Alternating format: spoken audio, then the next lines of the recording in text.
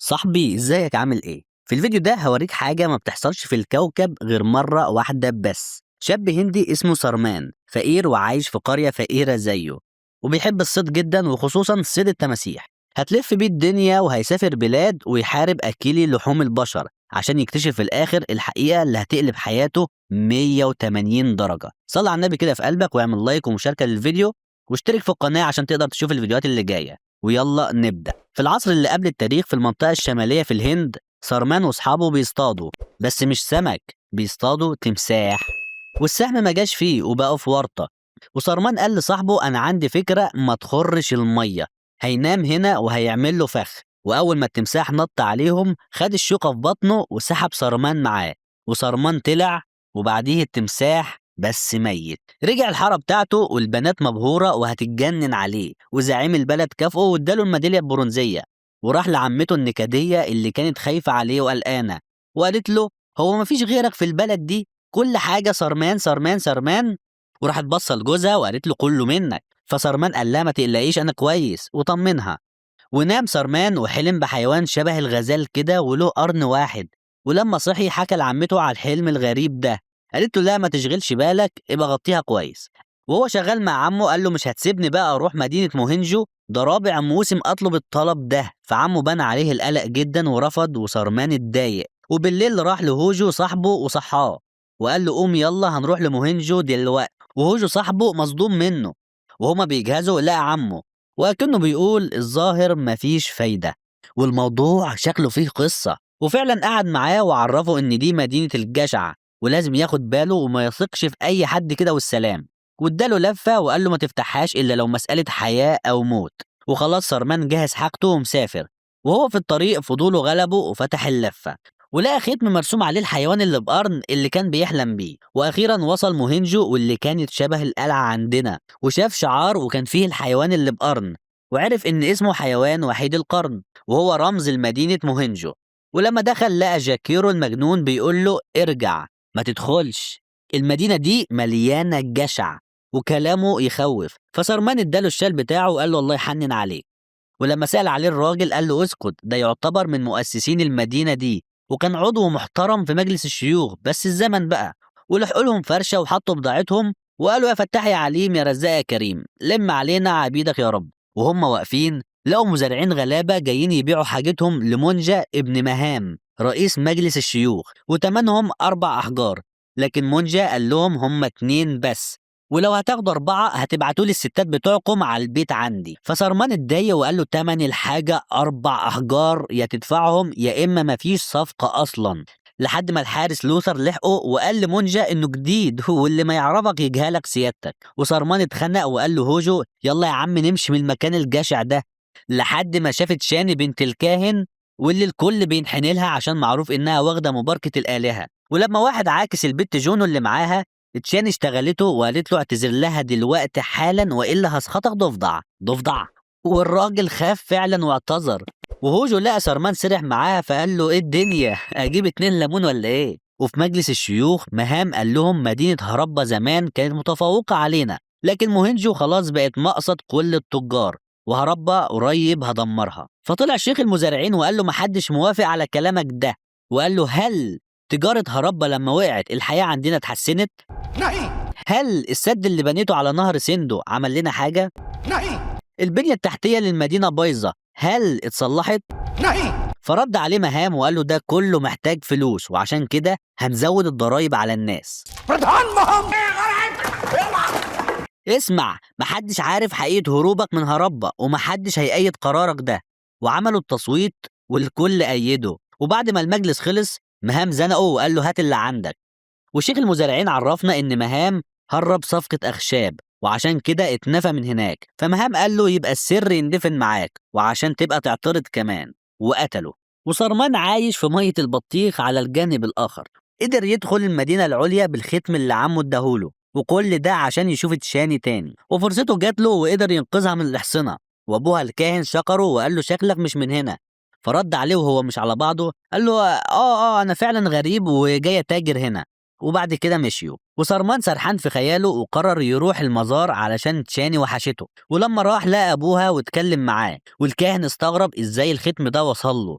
وعرفه إن عمه اداهوله وقال له على اسمه، وكمان قال له على اسم باباه وكان اسمه سرجان.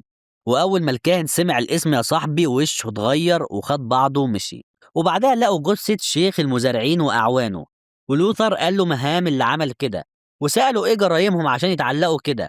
فجه جاكيرو قال له عشان بيقولوا الحق، وأنا عشان اتكلمت خد مني كل ما أملك. وصرمان اتضايق وقال له أنا أعرف إنسان يقتل حيوان عشان يعيش، لكن إنسان يقتل إنسان وكمان علقه بالشكل ده والمفروض إن أسكت؟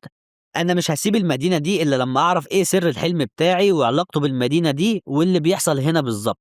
وتاني يوم ذاعوا خبر زيادة الضرايب، ومفيش غير سارمان اللي اتكلم وقال له روح قول لسيدك إن مفيش حد هنا هيدفع ضرايب زيادة، واللي يعرف يخرجني يفرجني.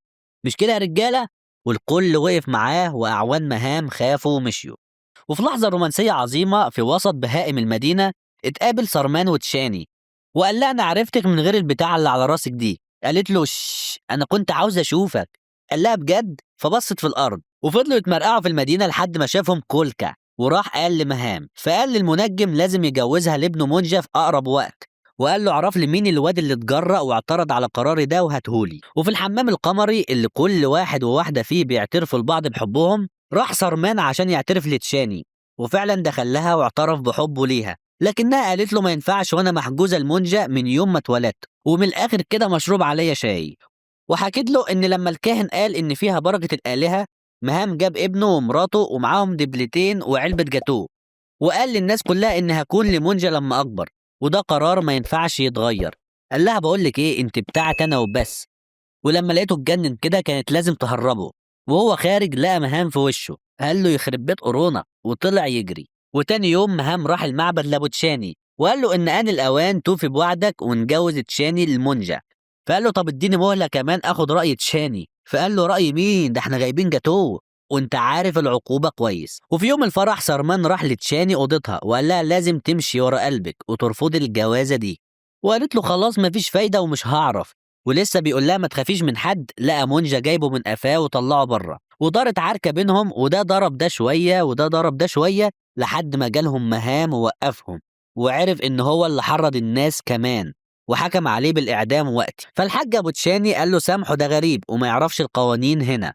فقال له خلاص هديله فرصه عشان ينقذ نفسه، ولازم يعدي اختبار العداله ويواجه بكار وزقار. فصرمان قال له موافق، بس لو فزت تشاني هتبقى ليا مش لأي حد تاني. ومهام ضحك بسخرية ووافق.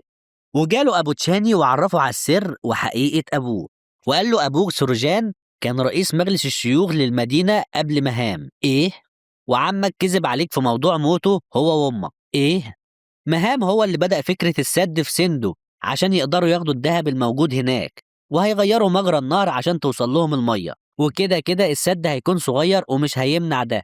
لكن سوروجان رفض لأن ده بيخالف القوانين ومش هيلاقوا مية يشربوا أو يسقوا بيها الأراضي. وعملوا تصويت وكله صوت وانتهى بالتعادل واتفضل صوتي. طب وعملت إيه؟ صوت. إيه؟ وقال له إن هو كان خايف جدا من مهام واداله صوته وهو اللي فاز. وفعلا بدأوا ببنى السد، ومهام بدأ يجيب بلطجية عشان يحموه وينفذوا أوامره. وباباه كان قلقان جدا لحد ما شاف السد وكان عالي، وبالشكل ده مخزون المية هيكتر وممكن المدينة تتدمر في أي لحظة. وراح عشان يوقفهم لكنهم ضربوه، ومهام حط الدهب في بيته واتهمه بالخيانة وقال إنه لازم يتعدم. وأبوك استنجد بيا وقال لي قول لهم أنت عارف الحقيقة. طيب وعملت إيه؟ فضلت باصص له وما نطقتش بولا كلمة عشان تشاني بنتي ملهاش غيري. وصرمان سأله طب وعمي عمل إيه؟ قال له عمك عملها على نفسه لما لقى الموضوع فيه موت وقال معرفش حاجة، وأمك ما استحملتش الصدمة وماتت عشية ما أبوك اتعدم على طول. ودي يا ابني كانت الحقيقة وكان لازم أقولها لك عشان أنت الوحيد اللي تقدر تحمي مدينة أبوك وتوقف مهام. وأخيرا جه اليوم اللي كله مستنيه، يا الحياة يا الموت. وصرمان اختار الشوكة بتاعته وطلعوا له بكار وزقار، وكانوا بني آدمين عاديين بس شكلهم يدي على أكلين لحوم البشر. وجه يضرب بكار لقى ما بينضربش، وجه يضرب زقار لقى ما بينضربش برضه، وبقى ينضرب هو يمين وشمال وتحت وفوق وفي الجو وعلى الحيطان لحد ما خلاص هيموتوه بالسيف. قدر يطير ويطلع لفوق ونط على بكار وجابه الأرض، وطار على زقار ووقعه، ومسك الشوكة بتاعته وفضل يدافع عن نفسه لحد ما الشوكة بقت في ذمة الله. وجه بكار عاوز يقتله بالخشبة لكن هو اللي اداها له في صدره، وزقار اتجنن وهجم عليه، وسرمان ريحه على بقية الشوكة وقتله. وبكار كان لسه عايش وهجم عليه لكنه عفى عنه وما موتوش.